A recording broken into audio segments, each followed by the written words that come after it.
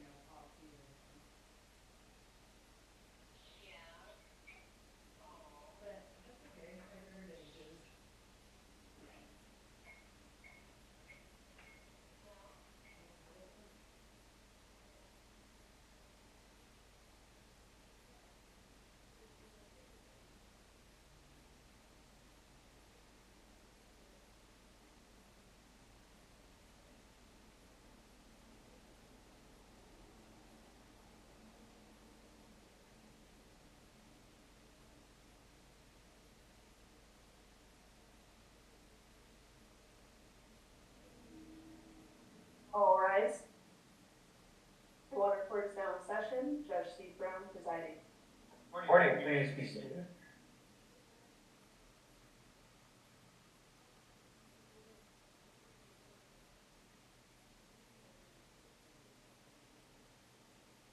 All right, so this is the continuation of the hearing on various pending motions. And we left off yesterday with item D, and we'll begin this morning with item E. This is on a list in the oral argument order, and that would be the Elena Ingram motion for summary judgment on res judicata in response to compact parties motions. I understand it's Ms. Sauer, is that correct? You'll be presenting the argument this morning? That's correct, Your Honor. All right, you may proceed. Thank you, Your Honor. As you said, my name is Linda Sauer. That's spelled S-A-U-R. I live in Basin 76LJ. I do live outside the exterior boundaries of the reservations, but I am here in the public interest. When I received my letter from the water court informing me that I live in a basin that could be affected by the terms of the water compact, I had no idea what would be in store for me in the next few years.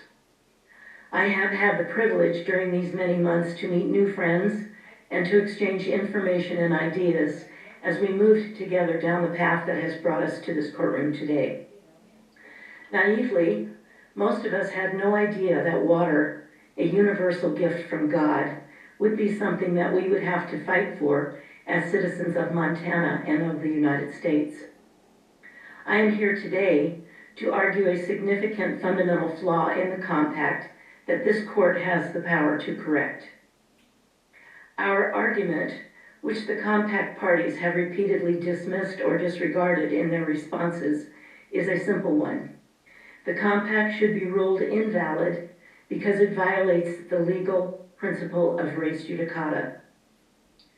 To fully examine how the principle applies in this case, we must recognize that there has been an effort made by the parties to conflate different types of water rights.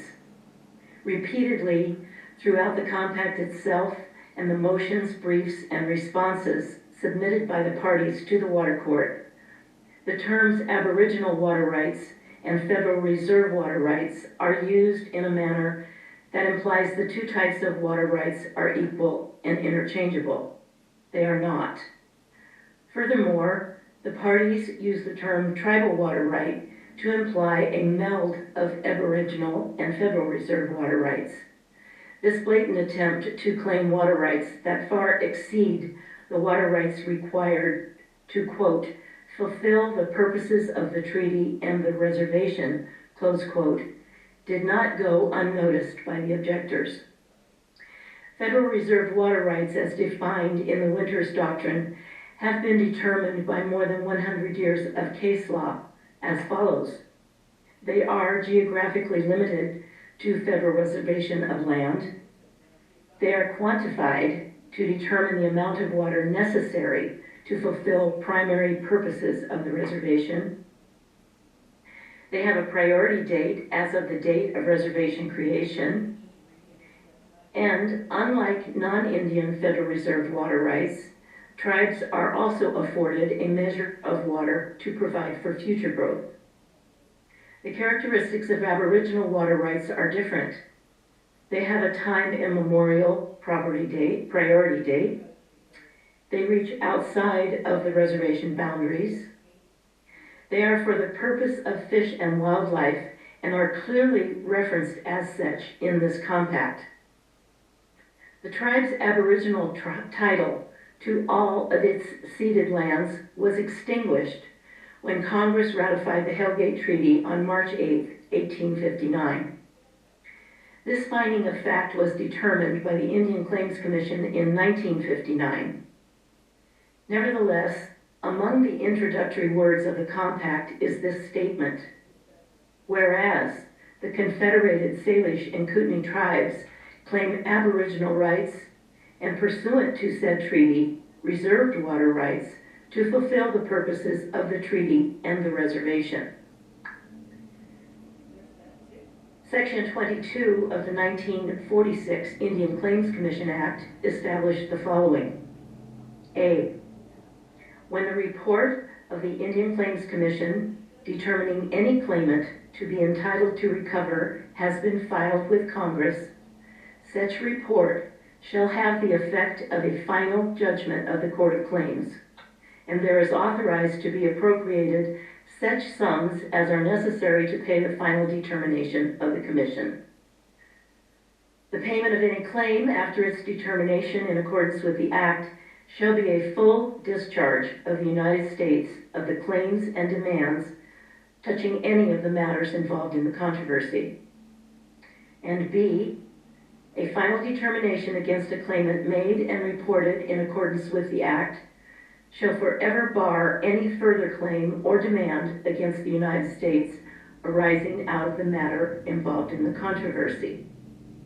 Also, in 1946, Congress passed a special act conferring jurisdiction upon the United States Court of Claims to, quote, hear, examine, adjudicate, and render judgment in any and all legal and equitable claims of whatsoever nature that plaintiffs may have against the United States, close quote.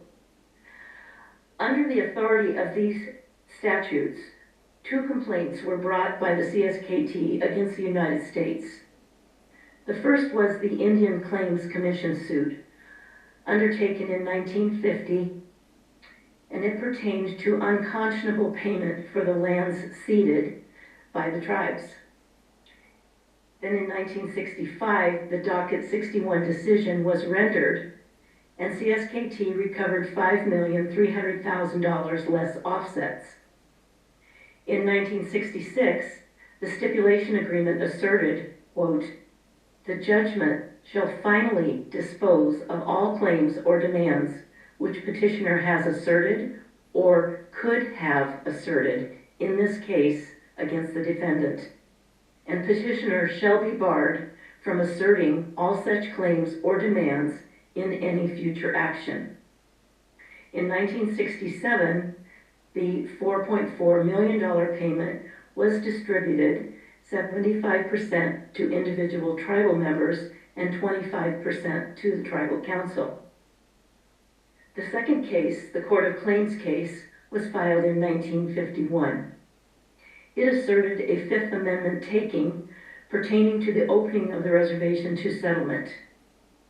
The court determined that the CSKT was due $7,410,000 plus interest as just compensation.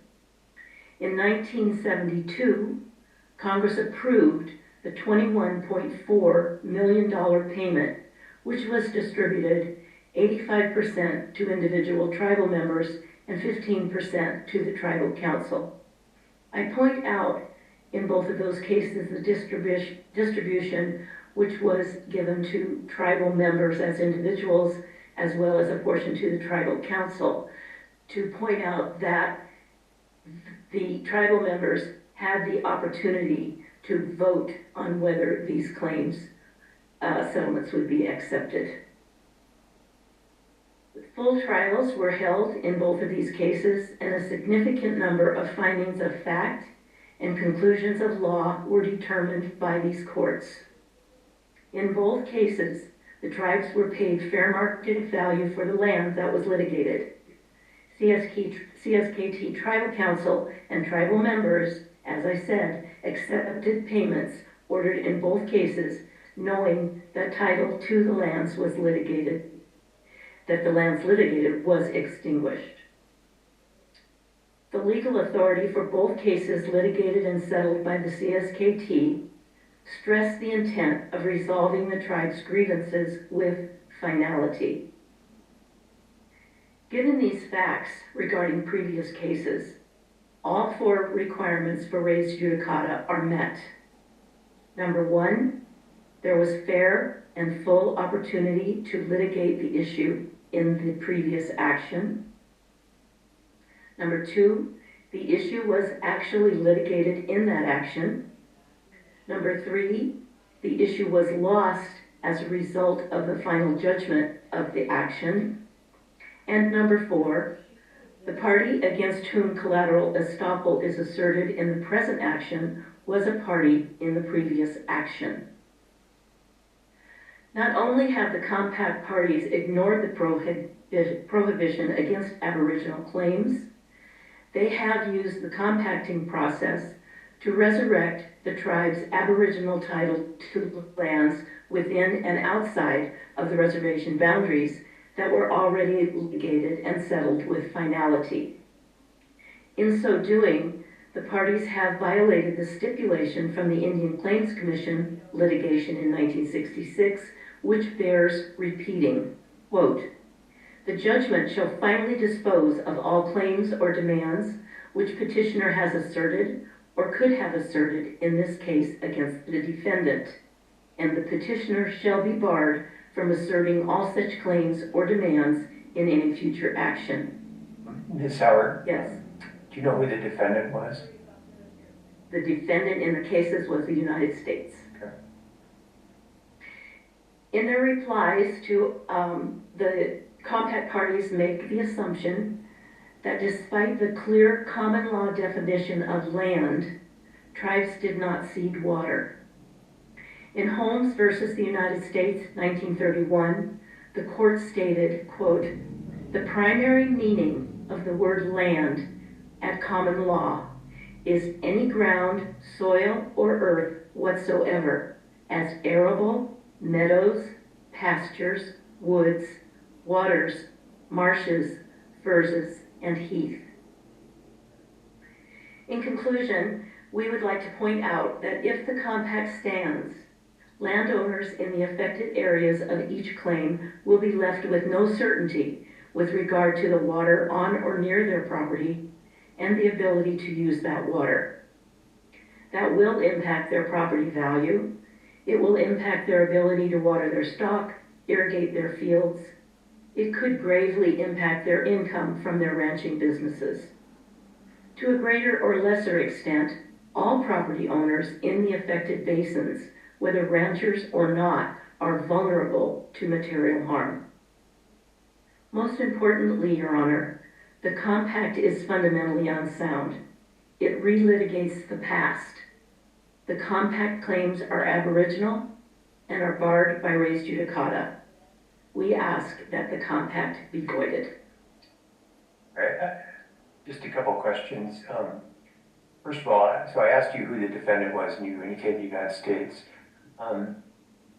What's your understanding about what this case is right now, the case in front of the water court? I'm sorry, could you repeat that, sir? Sure.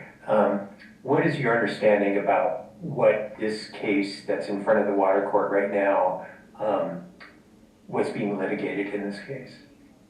Well, I've given a lot of thought to that, and this isn't going to sound very legal, but my gut feeling is that the tribes are coming back for another bite at the apple. Well, I guess my question is it your understanding that the case in front of the water court right now is against the United States? No. Okay. And as you explained the doctrine of res judicata or collateral estoppel,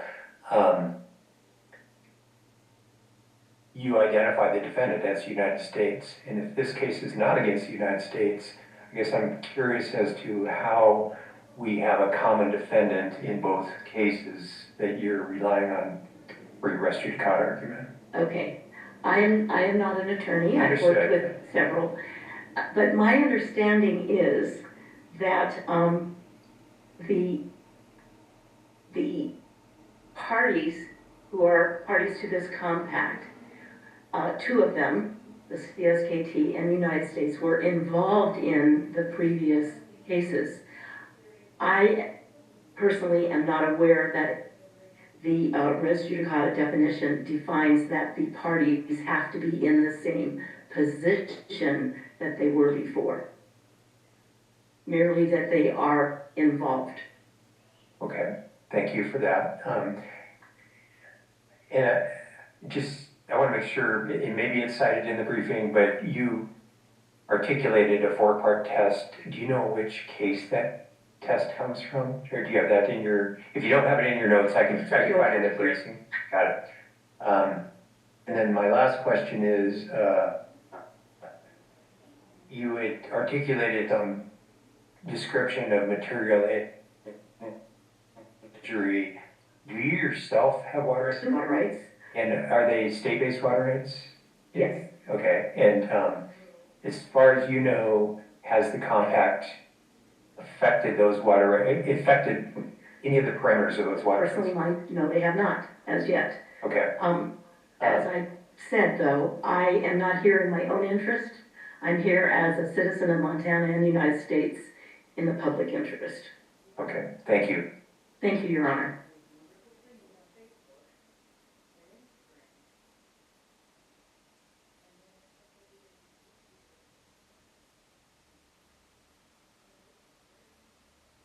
Morning, Your Honor. Zach Zipfel with the Confederated Salish and Kootenai tribes. Morning. Your Honor, you heard from objector this morning that essentially the Confederated Salish and Kootenai tribes lost their on-reservation water rights and their off-reservation water rights simply by silence or implication, and that subsequently through the Indian Court of Claims Commission and the U.S. Court of Claims, they were compensated for those water rights that had been extinguished. The objector is wrong for three reasons, Your Honor. First, the objector ignores the plain language of the Hellgate Treaty. Second, the objector ignores the Indian canons of construction and the reservation of rights doctrine as set forth by the U.S. Supreme Court first in U.S. v. Winans, and then throughout the case law after that, including the Winters proceedings and State Ex Rel. Greeley by the Montana Supreme Court. Third, objector ignores the plain reading of the proceedings before the Claims Commission and the U.S. Court of Claims. And finally, because she is wrong both about the law and the facts of those proceedings, res judicata simply doesn't apply here.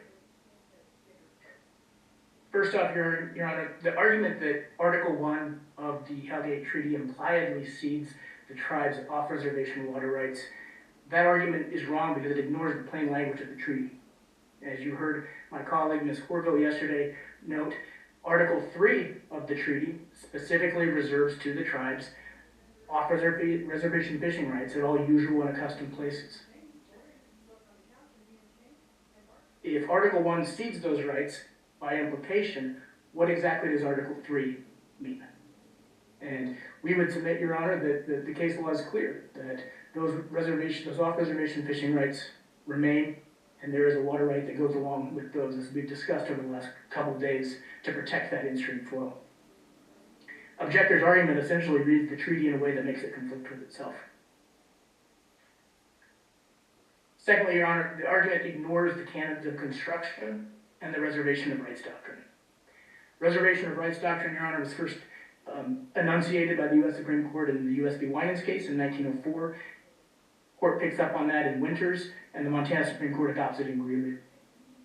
Put simply, it holds that the treaties are not a grant of rights from the United States to tribes. On the contrary, they are a grant of rights from the tribes in their aboriginal rights that they held prior to the treaty to the United States. And importantly, they are a reservation of whatever rights are not granted. Here, applying the reservation of rights doctrine, looking at Article 1, Article 1 doesn't mention water. That means the tribe did not grant water rights through Article 1. And Your Honor, this is consistent with the canons of construction, which have been guideposts for courts for over a century in interpreting Indian treaties. Briefly, those canons are: 1, the treaty must be understood as the tribes at the time understood them. 2, they must be liberally construed in favor of the tribes. And 3, any ambiguities in the treaty are resolved in favor of the tribes. So, Mr. Ziffel, do you know whether, so the lands that are described in Article 1 that were ceded, are any of the water rights being claimed in this case pertinent to those lands? Well, Your Honor, I mean, they're in that Aboriginal territory west of the Continental Divide. Right, but were they, as they're being claimed right now, and probably as irrigation rights or something like that, are they tied specifically to any of those lands that were ceded? They are in-stream flows, non-consumptive. Okay, so I think that answers the question, but I want to make sure I'm clear. So you understand what an appurtenant water right is. In other words, if someone's irrigating a field and they have a 160-acre field and they have a place of use of 160 acres of irrigation, that's an appurtenant water right, pertinent to that land. The in-stream flow rights that you're talking about, is that different than the irrigation example I'm using? I think it is, Your Honor. I mean, it's a non-consumptive use. Okay. It can't be used to irrigate. It stays in the stream to support the fishery. Got it. Okay. And that's why it's tied to Article 3, the reserved. That's the tribe's position, or the compact party's position. Correct. Okay. Thank you. Now, going back to the canons of construction, Your Honor, rather than apply those canons to this circumstance here, what objector does is functionally the opposite. Rather than seeking to understand the treaty as the tribes understood the treaty in 1855, she imposes her personal modern-day understanding on the treaty language. Further, to the degree that Article 1 is ambiguous, just for the sake of argument, and we would not concede it is ambiguous, we think it's clear what was ceded and what was not in that article. But for the sake of argument, rather than drawing that ambiguity in favor of the tribes, as the canons of construction would say we should do, she resolves that ambiguity against the tribes. And ultimately, objectors reading the treaty is simply not based in the law. It's her personal reading to reach her intended result in this case. It completely ignores the law around interpreting treaties. Third, Your Honor, regarding the implication of the Indian Claims Commission and the U.S. Court of Claims proceeding, again, she argues the same way that Article 1 is silent as to water rights. The Claims Commission proceedings and the Court of Claims case are also silent about the tribe's water rights. The Claims Commission case, which dealt with the tribe's off-reservation Aboriginal territory, at no point in the amended petition, that the tribes filed, or in the amended petition, nor in the Commission's final decision, is there any discussion of the tribe's federally reserved water rights. There's no discussion of the foundational case around those water rights, U.S. v. Winters. And at that point, it's worth bearing in mind that Winters had been the law of the land for more than half a century. And you would think that if that case was compensating the tribes for anything related to water rights, that would have made its way into the discussion of the case. And it simply doesn't. objector mentions the Claims Commission statute. I take no issue with what that says. It says what it says. To the degree that she would say that that language could have raised, therefore implicates this proceeding. Your Honor, this, as Your Honor noted, the U.S. and the tribes are on the same side of the V in this proceeding. And furthermore, this also concerns, the state of Montana. And the Claims Commission, if you look at the language of the Claims Commission statute, the Claims Commission had no jurisdiction to settle water rights with the state. I mean, that's just not something that the Claims Commission anticipated or was established for. In her reply, Your Honor, she does point to an appraisal that was submitted as part of that proceeding, in which certain lands were deemed suitable for irrigated agriculture, and that the Commission adopted that valuation. And she seems to think that then settled and compensated those water rights claims. I just don't think that passes the straight face test. That tribes' off reservation, federally reserved water rights were settled by otherwise silence in adopting an appraisal that acknowledges irrigated agriculture. And further, if you look at the Claims Commission decision itself, on page 21, the Commission is pretty frank about what they're doing. They say, we are discussing land in western Montana. Objector cites this case from, I'm not sure when she said it, I think the 1930s. I don't remember the name of the case. To my knowledge, that is not a case dealing with American Indian tribes, and it doesn't, therefore it doesn't apply any of the law related to how we interpret treaties or how we, deal with tribes and what words mean in the context when they're used in the context of related to federal Indian tribes. Your Honor, regarding the Court of Claims case, I think objector's argument is that the Allotment Act somehow settled the tribes on reservation water rights. I didn't quite hear that today, but discerning what's in the brief, I think that's what the argument is. Again, read the Court of Claims case. There's no discussion of the tribe's federally reserved water rights. There is no discussion of U.S. v. Winters. So again, objector would say that the tribes lost these rights by silence or implication. And the canons of construction and the reservation of rights doctrine say that's not how we do this. Furthermore, that Court of Claims case, to the degree that is the argument she's raising, it completely ignores, as does objector, other cases coming out of the Ninth Circuit that were post-allotment.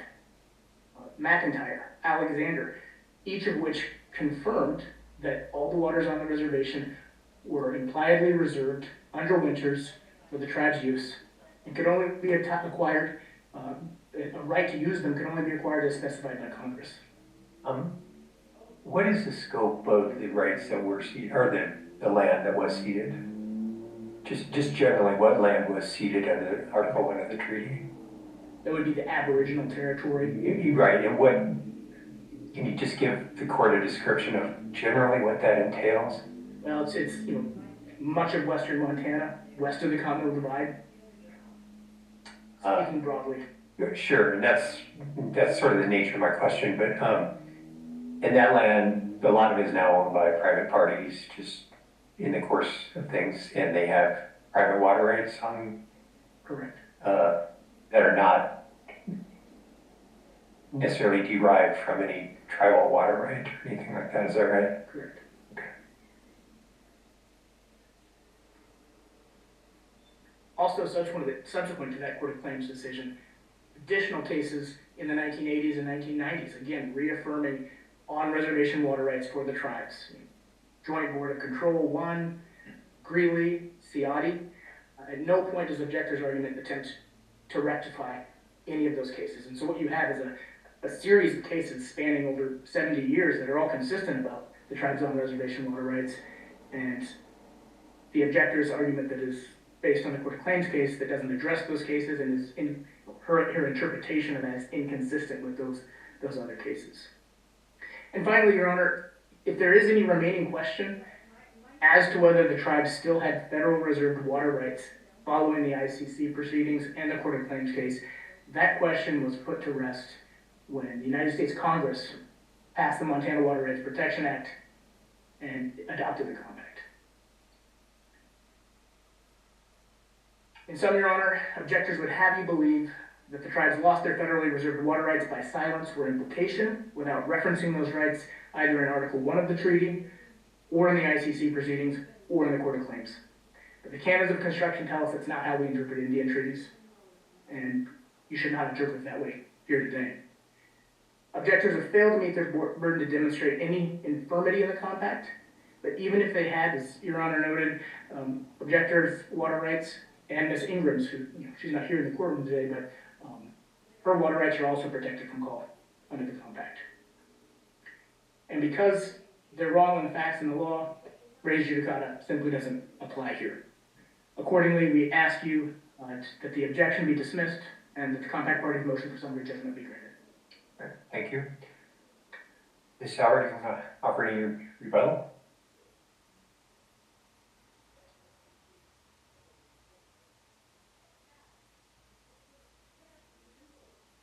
Council brought up federally reserved water rights many times. He also referred to, well, he didn't refer very much to Aboriginal water rights, but my point is something that was raised many times yesterday, and I want to reiterate. Off-reservation fishing rights in usual and accustomed places are not water rights. I would just like to make that point. Further, I would like to make the point that I think it is somewhat disingenuous to separate land and water. And what I quoted was from 1931, and it was from a case that, yes, you are right, the council is right, did not refer to Indian water, but it was the Holmes versus the United States. It was in 1931, and the court itself stated, the primary meaning of the word land at common law is any ground, soil, or earth whatsoever, as arable, meadows, pastures, woods, waters, marshes, furzes, and heath. I read that again, Your Honor, because it keeps coming up, and I imagine it will keep coming up throughout all of the further proceedings of this water court in this case. But land and the water pertinent to it are one package. I don't think anyone in this room would enter into a real estate contract that had two things. Here's your land, and oh, by the way, you've got to pay me for the water too. It's considered a package. Having made those points, Your Honor, we respectfully stand on the arguments and authorities that we set forth in our briefs. Thank you. All right, thank you for your argument.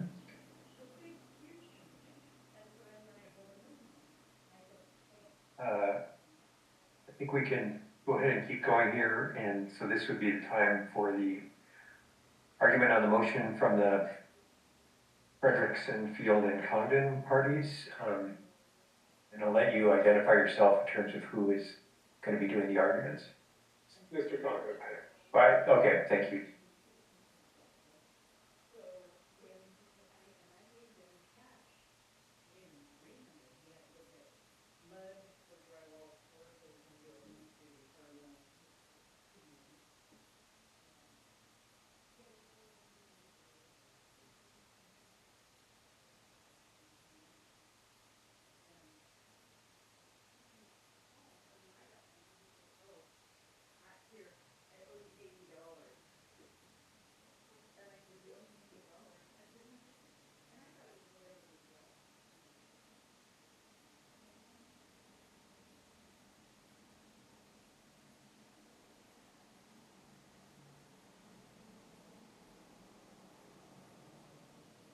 Good Morning, you may proceed. Thank you, Your Honor. Good morning to the court and the parties who are all here. And by way of humor, Honor, I remind you that some things have not changed, and my pocket watch is one of them, which is a bit of a surprise to many people, but I do still carry it, and it still does run perfectly. So our objections are on behalf, and our appearances on behalf of a multitude of parties in terms of population, roughly 70,000 people, 69,000 is a closer number. That would involve numerous water districts, numerous irrigation districts, and numerous counties. So by way of parties who are here, and most of them are watching on Zoom, Katie French is in the back. She's with the Paradise Water District. She's one of the clients. She represents one of the clients that we work for. Dale Decker, a commissioner from Lake County, is also here in the back this morning. And some other persons are here that we represent. But this is more of a small local government and some private people appearance with issues they have regarding compacts in this process. All right, and so if it's possible, are the clients that you represent exclusively off-reservation, or is it a mix of on-reservation and off-reservation? It is a mix, Your Honor, that's quite complicated. Okay. One of the counties we represent is off-reservation. That's Mineral County. It's affected significantly. The other counties, both Sanders and Lake, are on reservation, very much. The irrigation Paradise Water District is on the edge. The school districts we represent are all on the reservation. The Missoula Irrigation District is in Missoula County in Missoula here. So we kind of have a mix, and the private persons are both on and off, Your Honor. And all of those clients hold state-based water rights? They all hold state-based water rights, and arguably they also hold either parts of the tribally based or the federally based rights, either Winters or Walton claims, etc. Thank you. It is a complicated question, Your Honor. Understood.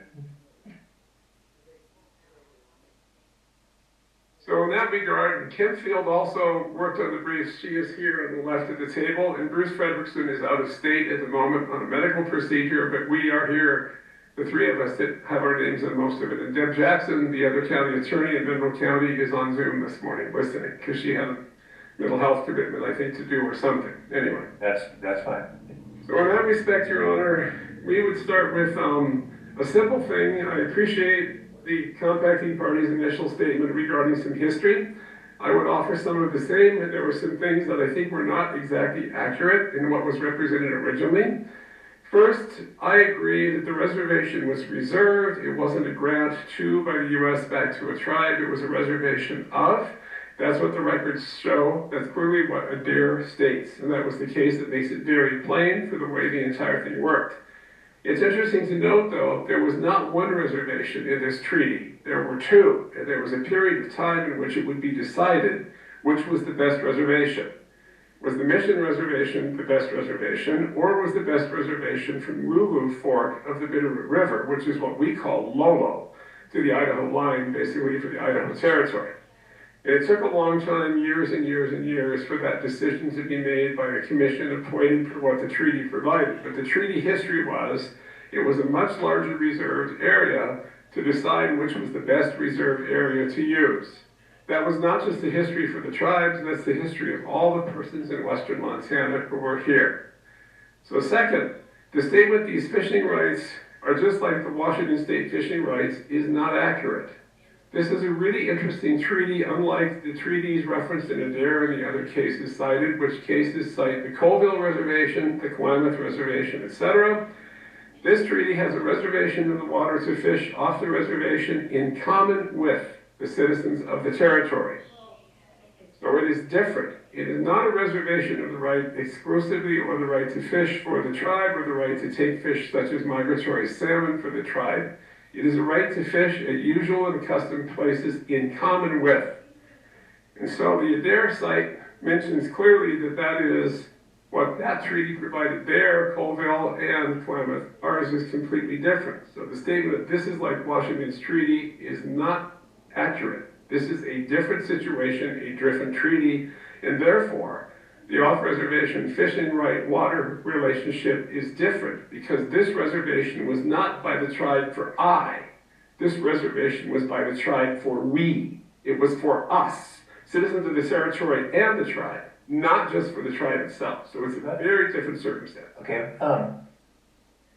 Isn't it accurate, though, that the treaty, the Howdy Treaty of 1855 is, for this language is the same, or pretty much the same as the Washington treaties, the Yakima Treaty, the treaties that tribes rely on for their off-reservation fishing rights on the Columbia River and its tributaries? It is not. There's some other differences, Your Honor. Well, in terms of this particular language, the in common language that you're referring to, and isn't it accurate that Adair is on the Klamath, isn't that correct? Klamath and the Colville, yes. Okay. But I guess my question is, and I can certainly look and see, but is this language, the in common language that you're talking about, unique to this treaty, or does that language appear in other treaties? I think it is unique to this treaty. I do not think it's in the Yakima Treaty. It's not in Colville, it's not in Klamath, and I haven't looked at the small tribe treaties, but I think it is unique to this treaty.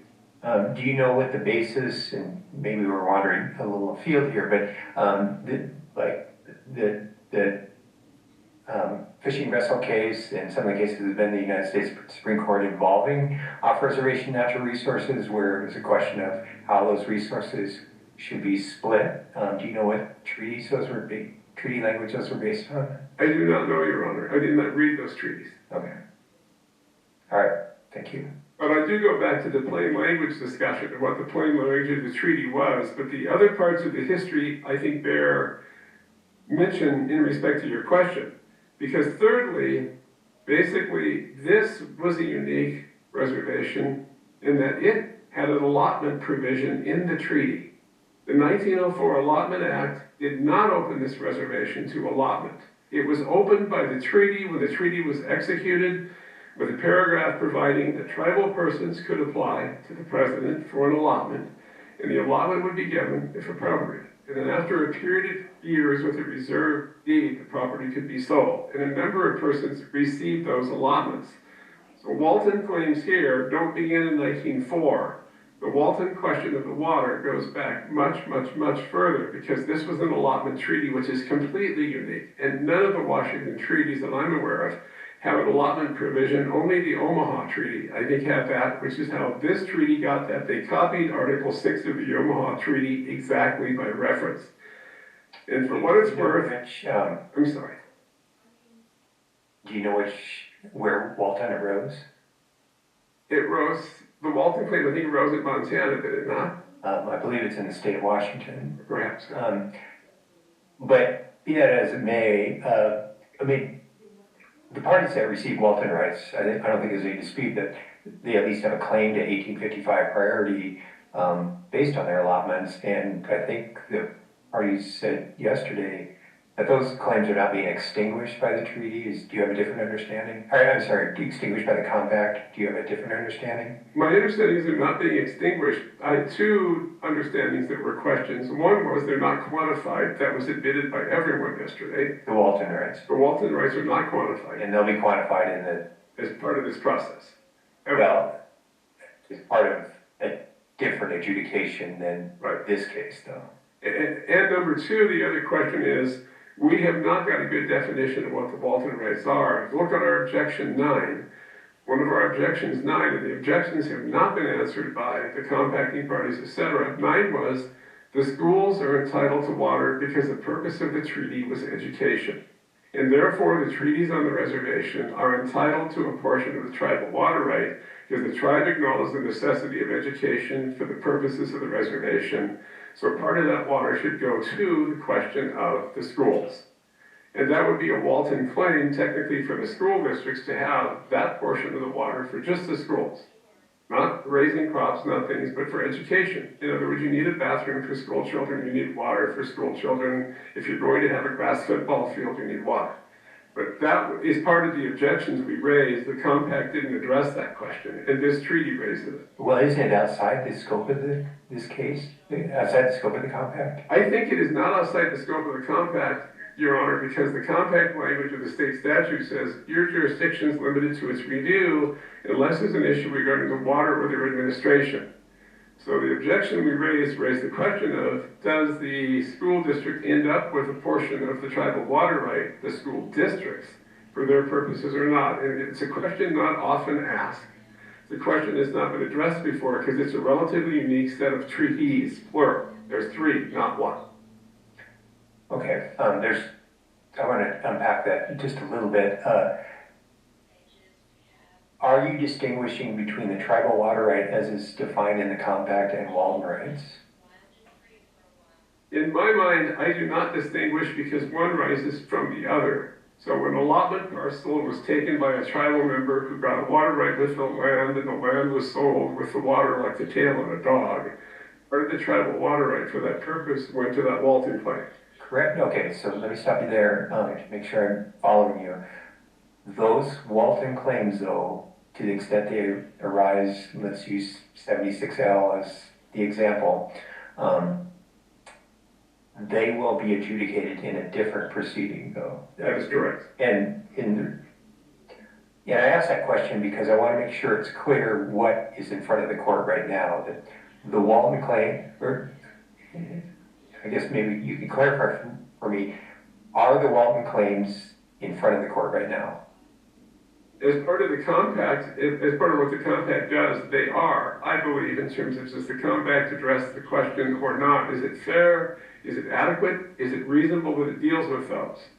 And that goes into the further question, really, of how do they get administered? Because if they're adjudicated separately as part of 76L, 76LJ, etc., how do they get counted as part of the tribal water right? If the tribal water right's done completely under the compact by the Water Management Board, etc., and not done separately to include the Walton claims which came out of the reservation or off the reservation's obligation from the treaty. So that is what I said. It's my thought they should be from that volume of water. If there's 1 gallon of water in the Walton claims or 1 cup, that cup, in my world, comes off the 1 gallon. But that's not a well-founded body of law anywhere. Okay, thank you. And I don't mean to be, well, those are our objections, Your Honor, that we mentioned and not been answered. So aside from the 1904 Allotment Act isn't the opening key here, the fourth thing that happened is this. In October 1855, before the Hellgate Treaty was ratified by the Congress in 1859, there was a second treaty called the Treaty of Peace and Friendship, signed by 9 tribes.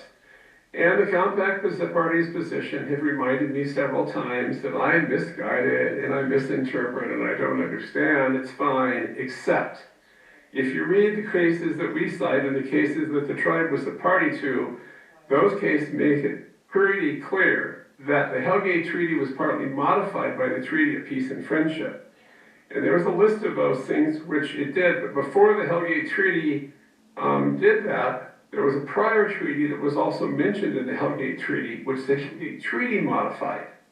The Treaty of 1846 was the boundary treaty that set the line between Canada and the U.S. as the common boundary between the two countries. But it also gave to the Hudson Bay Trading Company, which was the Exxon of fur traders, basically, all of Montana, the entire Salish Kootenai country that they ceded to the state of Montana, most of northern Idaho, etc., was made an exclusive trading place for Hudson Bay by that Treaty of 1846, and that's why they built Fort Kona, who was already there in 1842, and the Hellgate Treaty rescinded that right of the Hudson Bay Company to be exclusive here. The U.S. says it will not defend that provision, period.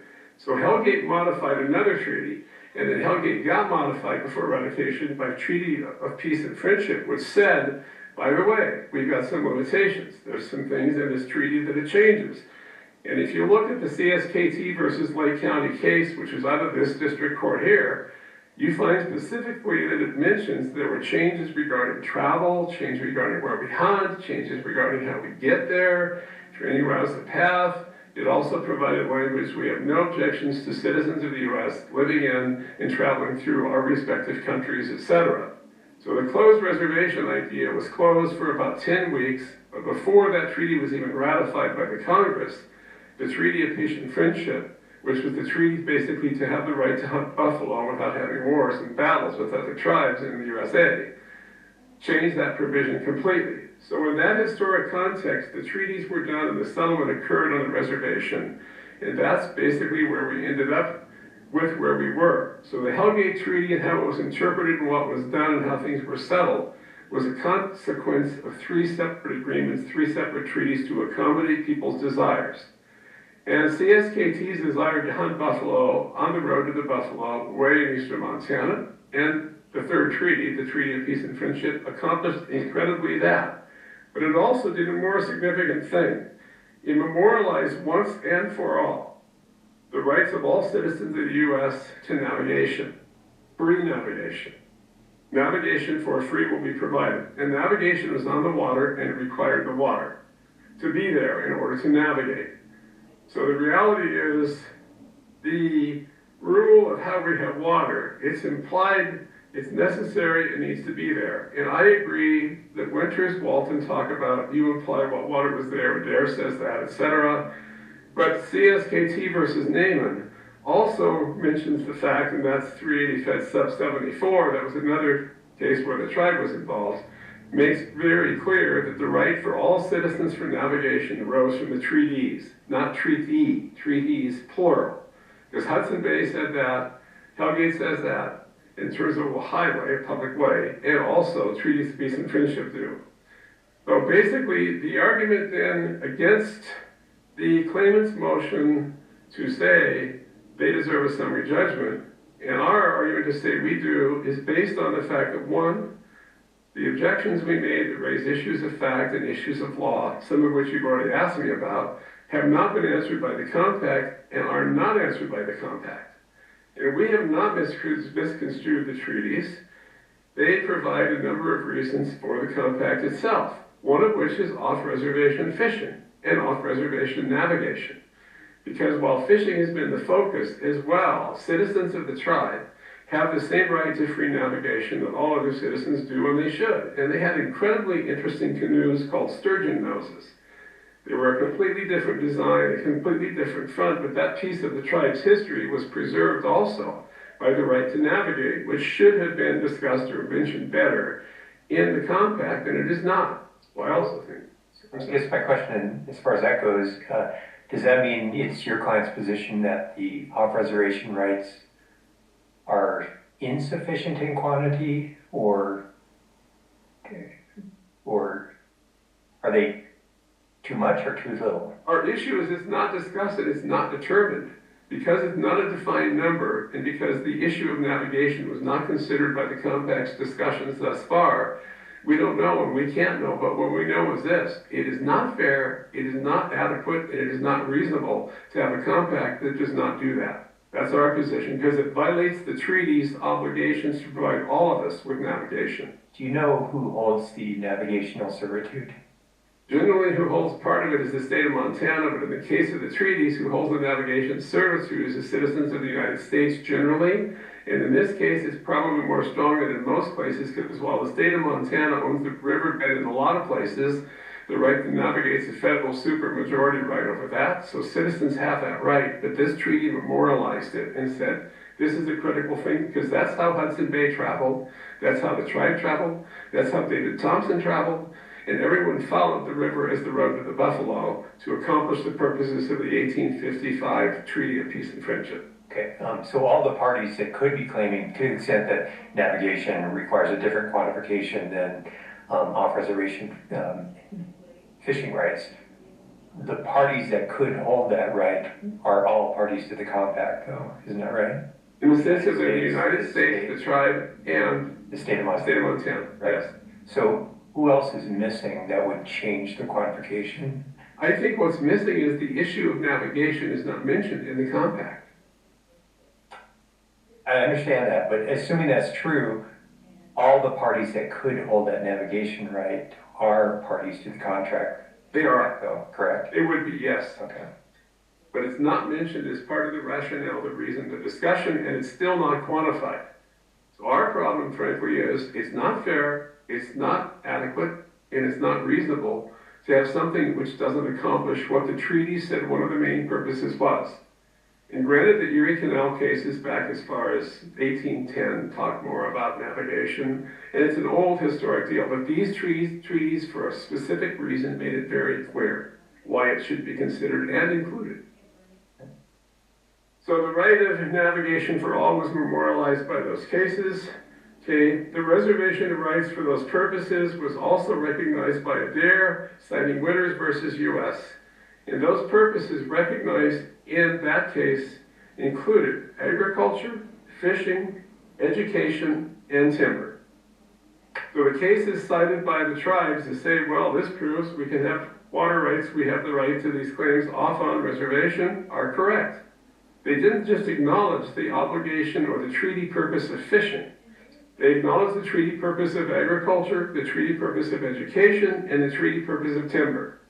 We do not have an objection related to timber, but we do have an objection that states the compact needed to incorporate education as part of that right, and it needed to incorporate agriculture, especially on the reservation, as part of that right. Because both treaties mention agriculture as something, teaching people, a plowman, a metal worker, all the other things are there. So those need to be incorporated, which is why this particular compact is not at this point in time fair or reasonable or adequate, because it did not do that. And aside from the fact that it did recognize that, the court also noted, first, water rights may be implied only where water is necessary. They did that, citing Winters, which makes perfect course, for the very purposes for which the reservation was created. And that included education, that included agriculture, that included fishing, etc., and peaceful residency.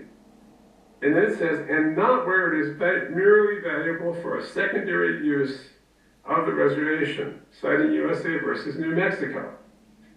So we don't seek to unreasonably expand or criticize the compact, but the compact shall fall thickly short for everyone, because the people with Walton claims who have agriculture on the reservation or agriculture off that are affected by the compact should have been considered in this process, and were not. And the fact that we have not quantified the off-reservation fishing claim, the off-reservation navigation claim, which is left out, provided the water for education and agriculture off and on with any of the compact question, is an issue. So basically, that's what the court had said to us, which is what our objections that are unanswered and raised the questions are based on. The compact also did not incorporate or acknowledge, and granted, as the compact parties say, I'm simply misguided, the remedies that are provided by the treaties. However, a couple of notes for the court. One of those remedies are for everyone.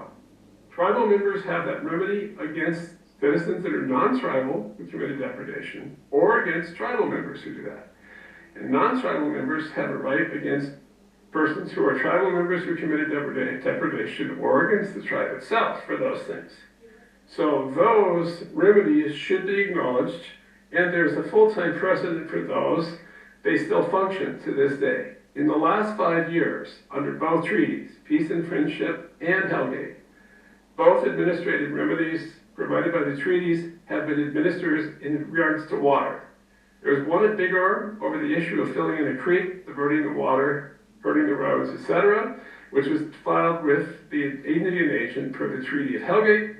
And the second was filed with the President of the United States regarding impairment of navigation and flooded lake water levels last year, and use of the water inappropriately by EKI and other things. But the remedies are both in place, both remedies function, and the compact is not fair, not adequate, and not reasonable, because it does not provide those remedies, and instead it provides what I call the mystery remedy.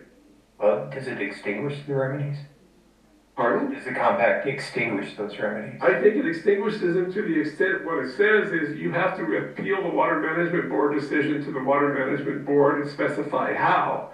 It doesn't say you can first go elsewhere. No, it says you have to do this regarding this. And then if you don't like the W&B, it doesn't say do a treaty remedy. It says pick a court of competent jurisdiction. So at least implicitly it extinguishes, but the other part is it certainly discourages. And that was part of the discussion yesterday that we heard regarding the cost, the time delay, the effort, the number of lawyers not admitted in federal court, etc., and those problems.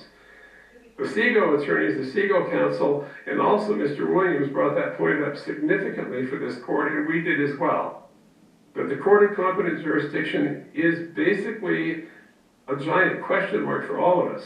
So the failure of the compact to acknowledge the treaty remedies and the treaty obligations and rights, they also let the compact arrive at the conclusion that it should be done as fair, reasonable, and adequate, because it is not.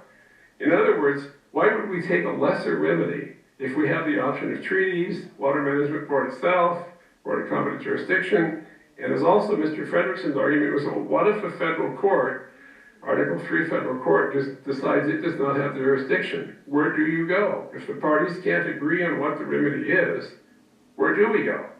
And it's like playing limbo. It's not how low do we go, it's like where do we go? And it's a real issue to figure that out.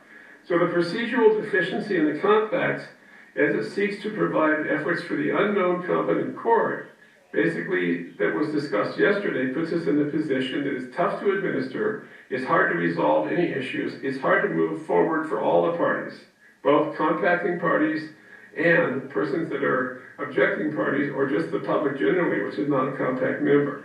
So so yesterday's discussion is relevant to the objection we made, and also the treaty obligation should have been recognized, not just the obligation for fishing, but the other obligations should have been recognized or not.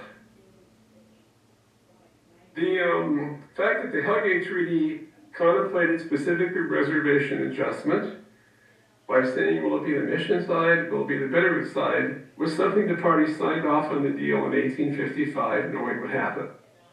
Here's the difference. When the state of Montana ratified the compact and passed the state law to do that at 85-20-1901, and said, well, there may be a discussion or changes or adjustments regarding the federal right at Hungry Horse, but the state did not sign off on what the options were. The amendment to the compact that was provided by the Congress passing MARIPA was a completely different approach than the change of the treaty right of which reservation do you get under the Hellgate Treaty. Because when the tribes signed that agreement and the Congress signed the agreement, everyone said it will be A or it will be, and there's a really humorous story of the political infighting between Kootenai, Salish, and Pend Oreille over which was the best place to have the reservation. There was not an agreement. But be that as it may, that was contemplated up front. The difference is, with the compact, it was not contemplated up front. And that's also why the compact says specifically, and the language is dead on, you cannot amend it without the approval of all the parties thereto. The state, the tribe, and the United States of America. So there was a difference in the sense of how history went, what we had for a pattern and what we had for a program. And that being the case, it was contemplated with the second treaty, the Treaty of Peace and Friendship, that there may be changes because of the fact the changes were talked about in the treaty. Which passes you can travel, where you can hunt, where you would go, where the Blackfoot cannot hunt, where the Absarookes cannot hunt, where the Nez Perce can travel. Those conditions were all contemplated and signed. That was a deal. As we started on the first page of our motion long ago for the summary judgment question, these were contracts. The compact is nothing more than a compact. But it was changed without the consent, the assent, or the participation of the other parties in the deal, which is part of what the issue is, which is why we filed the objections, which is why there should not be a summary judgment for the compacting parties. The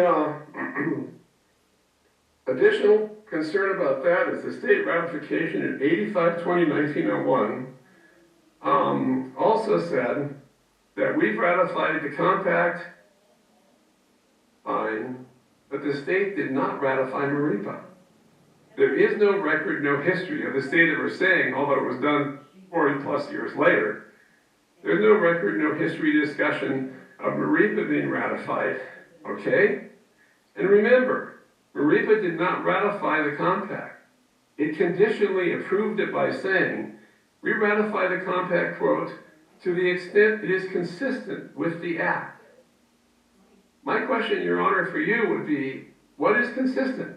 Is it 80-20, 75-15, 75-25? I have no idea. But when MARIPA was passed, MARIPA said, we ratify the compact to the extent it's consistent. That's conditional, that's reserved, that doesn't do it all, that whatever else. What are the conflicts? And no one has provided those. So basically, the problem I end up with is we have an interesting combination here.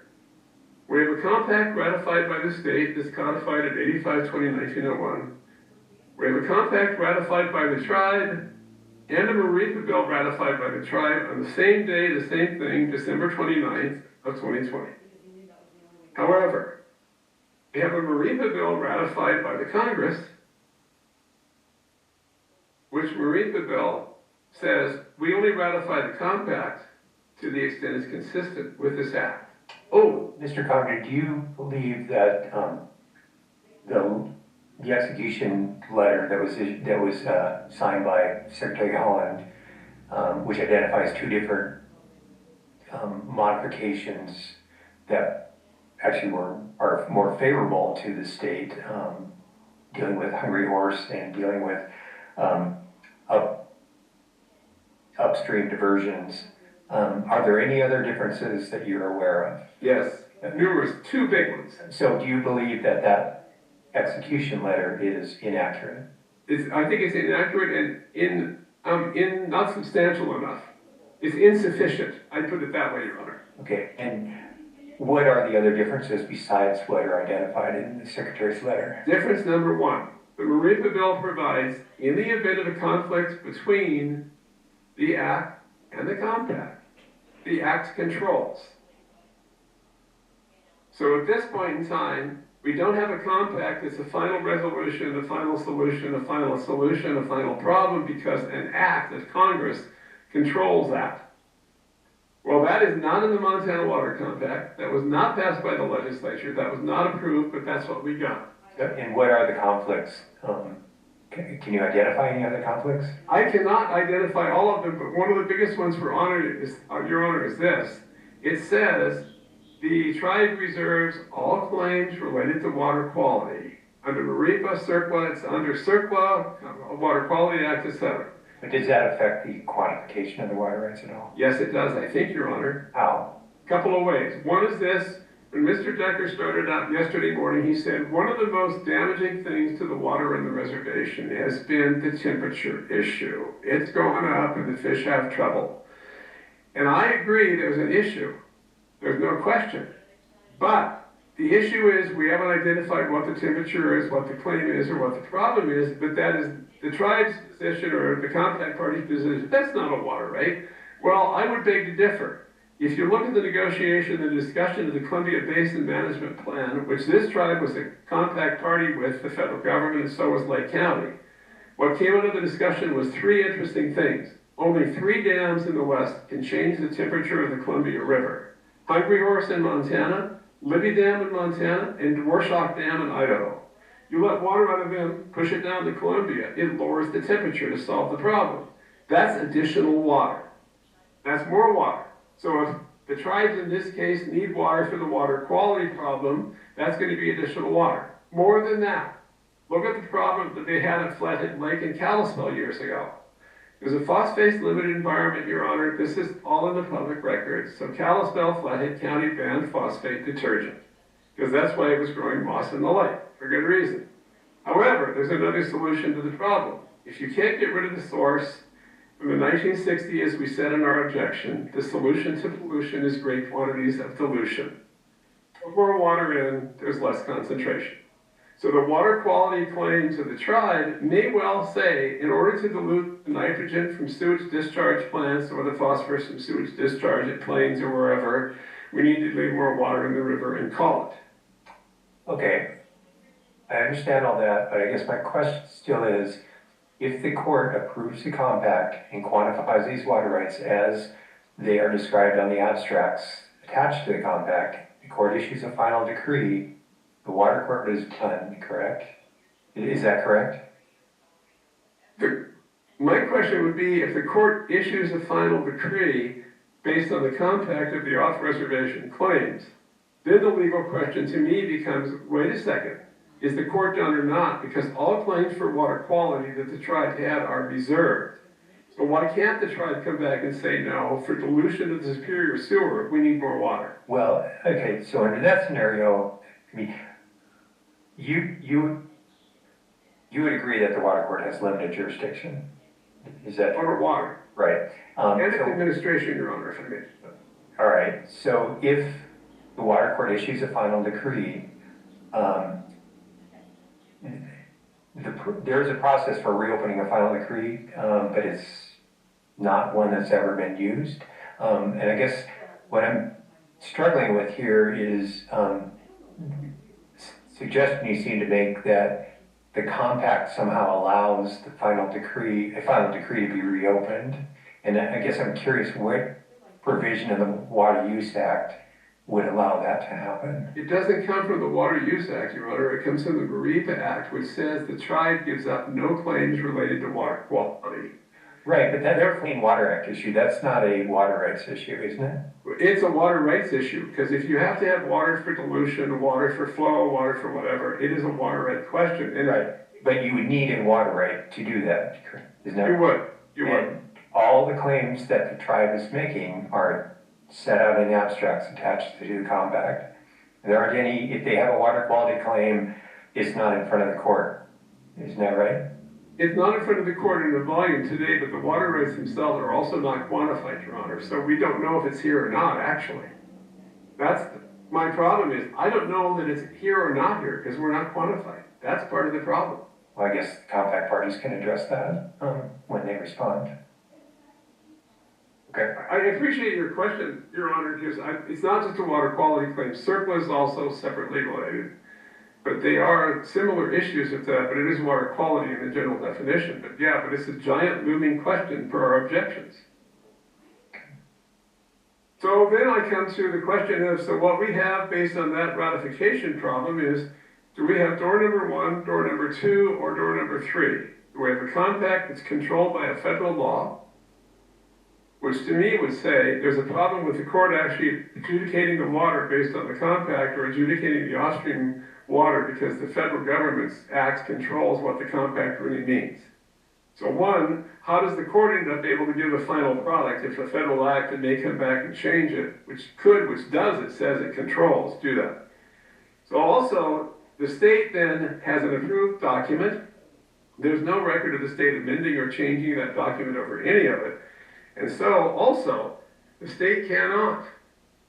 Because when you read what it says, basically, is except as provided in the law, the compact cannot be amended. So by saying you can't amend it without the consent of all the parties, the state has not consented.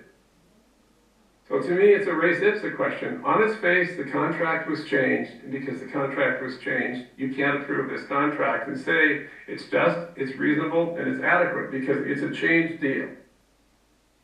So those are some of the changes. The compact is controlled by the federal law, which was not contemplated in Montana statute at all.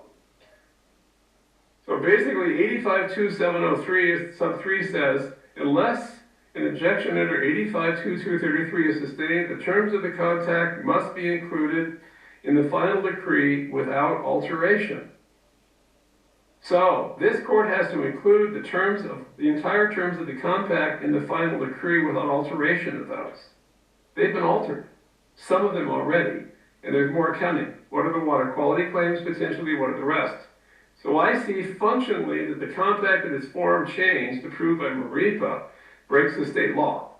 It's against the law because you cannot provide that final decree copy of the compact without alteration because it was altered. And the compact parties admitted alteration. You read it to me that they gave you. There's been at least these 2 changes. What other changes are there? Well, that's an alteration. And those changes basically make the issue void ab initio. From the beginning, the compact cannot work to be part of the final decree without alteration because it's been altered. And I hate to say that that's simple, but that goes back to the old Montana maxims of law. Title 28, Title 2, Part 2, Section 603 says, if part of the contract is against a public policy or not legal on its face, the contract is void. It's void ab initio. And that being the case, it violated the provisions of Title 85-20-1901 when it was amended. And it also violates the provisions of 85.2.703 because it can't be provided with a decree without alteration because it's altered. And the amendment in the compact itself then violated the law as a result of that noncompliance. So basically, at best, we have a void ab initio decree to come, a void ab initio compact, which itself is not where we want to be. But that's the reality of what happened when it got changed, and people didn't look at that. So the compact call provision also violates state law in my simple mind. So here would be the thing. I do own the third water right on the Clark Fork River. It will be the fourth or the fifth when the compact is done, but it's a big water right, and I ranch with it. So the truth is, it's agricultural and it's well over 100. So when I get called on that water right at Beavertail Hill, what will happen is this. For me to survive raising hay or punching cows, the tribe called me, and I have to call my neighbors. So who gets the heartburn and who gets the upset of the call of the neighbor's water is not the tribe who got the benefit. Who gets the upset is me. And on top of that, we then didn't sort the water based on the rule of first in time, first in right, which is what state law provides. You heard the discussion from Mr. Roshi and the SEGO objectors all yesterday. They talked about first in time, first in right. That's the rule. The call thing's great. Except we're not functioning on first in time, first in right under this compact. It's first in time if we're this right, which is true. It's first in right if we're this right. But the call only goes based on your use and your volume. So it's first in time, first in right, proper use, proper volume. They're in the equation. The call protection protects the person with 80 inches or 80 ounce. It does not protect me. It does not protect the town of Superior. It does not protect Polson. It does not protect places who have an agricultural claim for those. The reason why the Missoula Irrigation Districts appeared is they have a huge water right in Missoula. The measuring point for the in-stream flow is at the Tura Bridge, which is 11 miles upstream that way to the east, Your Honor. And if that flow drops, who gets called to heat the water in the river first is the biggest agricultural water right that's adjacent and close to get the water up there. And that's the Missoula Irrigation District with 9,000 some people served. So how do they turn their ditch back on? They shut down another 200 people who have smaller claims to turn back on to save irrigating all the land on the west side of Missoula all the way out to the Bitterroot River. So practically, when we changed the call protection and said, yeah, we appreciate the tribe saying, yeah, we'll only call you if you're agriculture and you're big.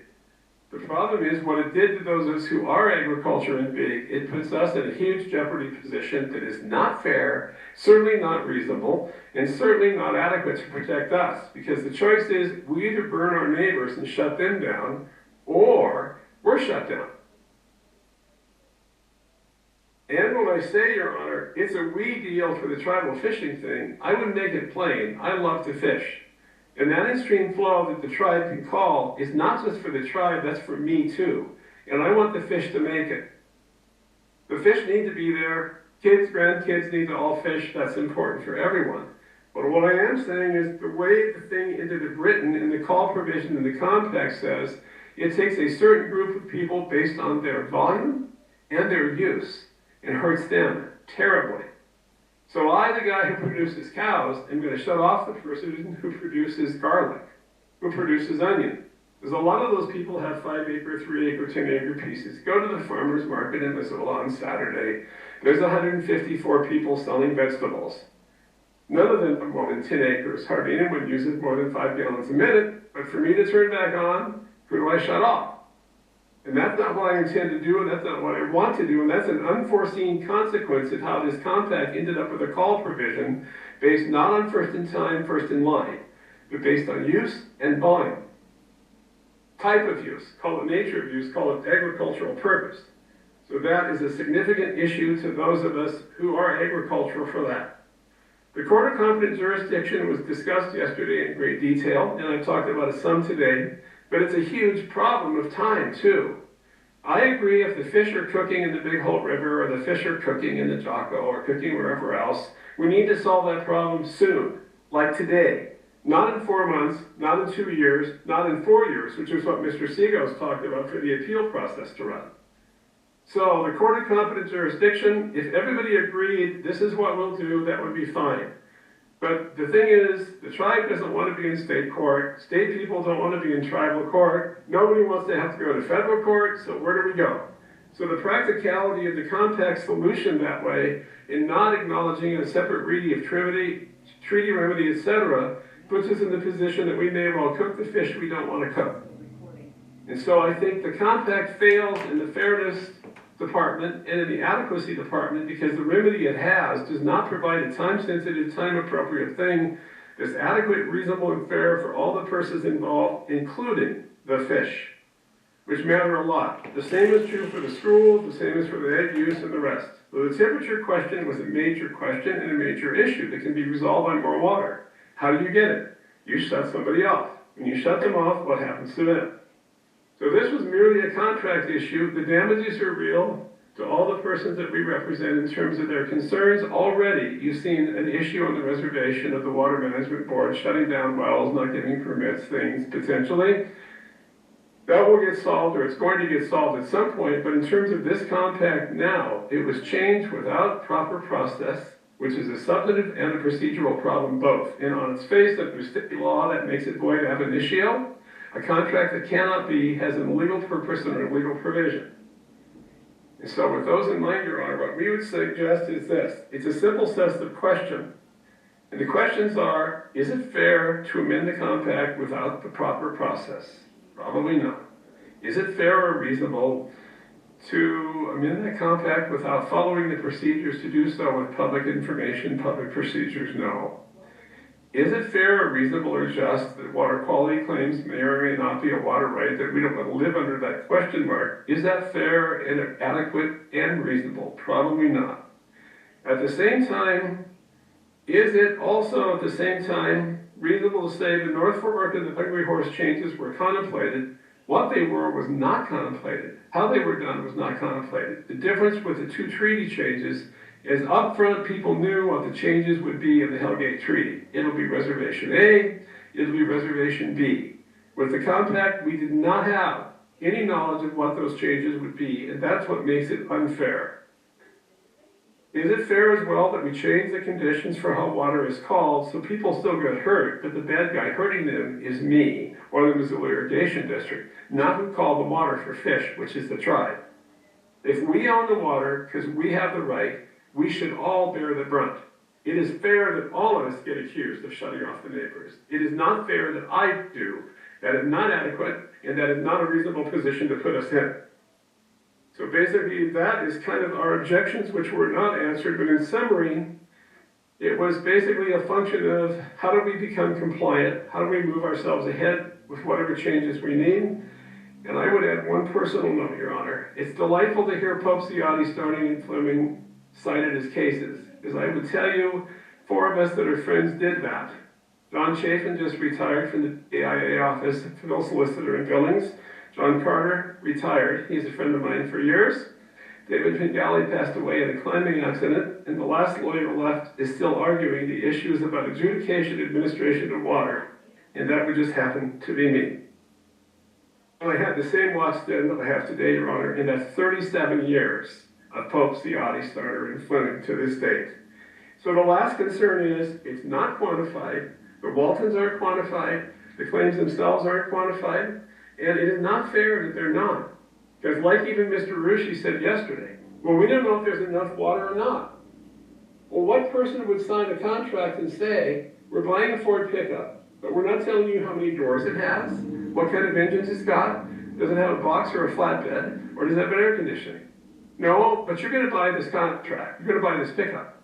No, the problem is, until we have something quantified, until we have the solution solved, of adjudication, of a court, of the rest of those questions we've raised, I think there is no way forward to say it should be given a summary judgment for approval, and if nothing else, I think a summary judgment saying it does not meet the standards it has to meet is appropriate. Do you have any other questions, Your Honor? I do not, so thank you. Thank you.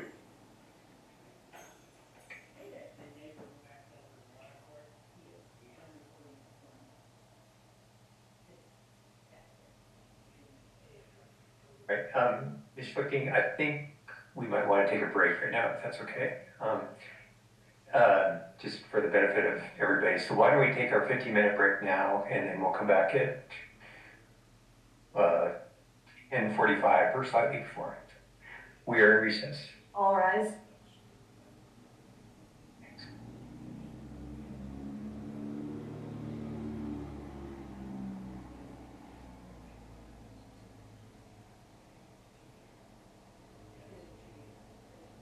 Recording stopped.